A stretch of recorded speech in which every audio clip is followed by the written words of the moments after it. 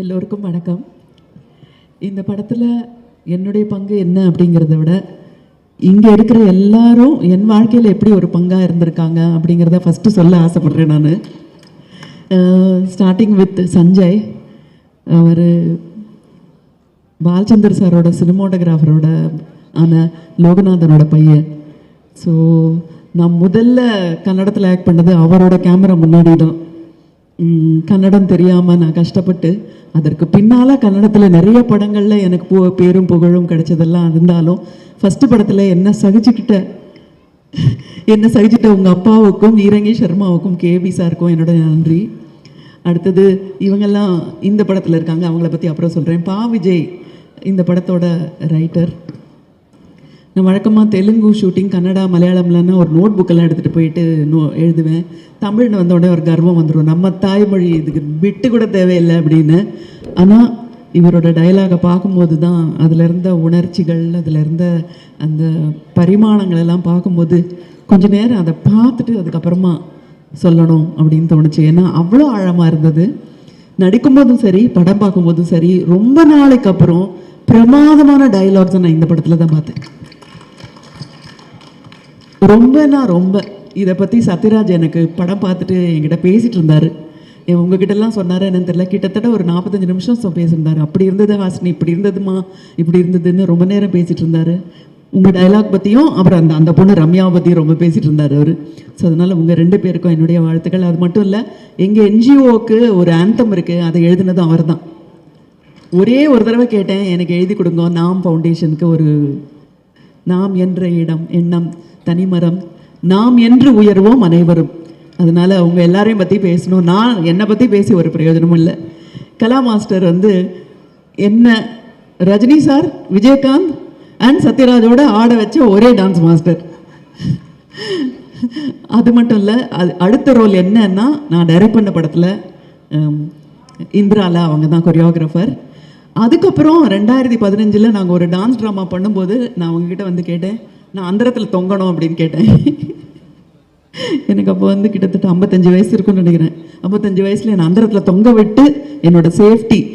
அது மட்டும் இல்லை, அவங்கள்ட்ட இருக்கிற நல்ல குணத்தை நான் சொல்லணும். சினிமா இண்டஸ்ட்ரியில் இந்த டான்ஸ் ட்ராமா அப்படின்றப்போ பட்ஜெட் பெருசாக இருக்காது.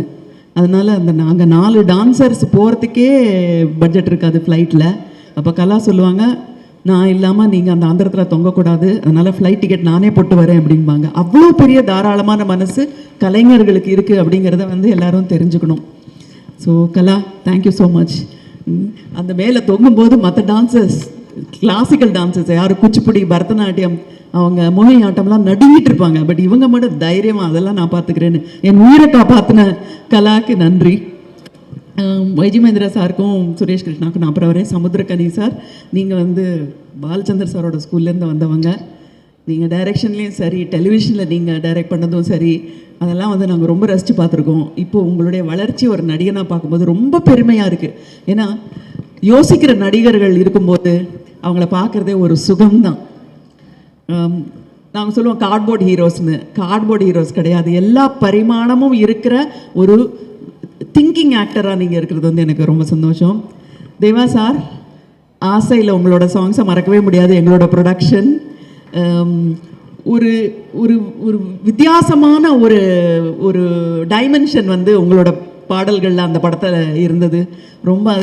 ரொம்ப சந்தோஷப்பட்டோம். அது மட்டும் இல்லை, அமிர்தவர்ஷினி அப்படிங்கிற கன்னட படத்தில் அவரோட பாடல்களை கேட்கணும்.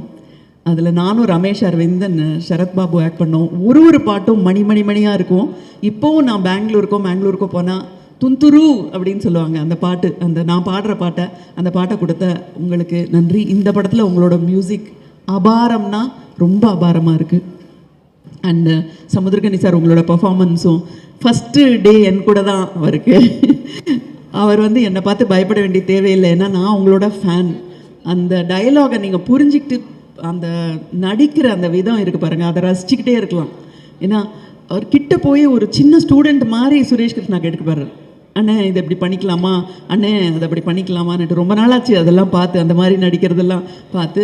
அண்ட் இந்த படத்தில் நான் படம் பார்த்துட்டதுனால சொல்கிறேன், அதில் ரொம்ப ஒரு 1, 2, 3rd பர்சன் ஹூ அப்படியே ஆம்னி ப்ரெசண்ட்டாக இருக்கிறது நீங்கள் தான் இந்த படத்தில்.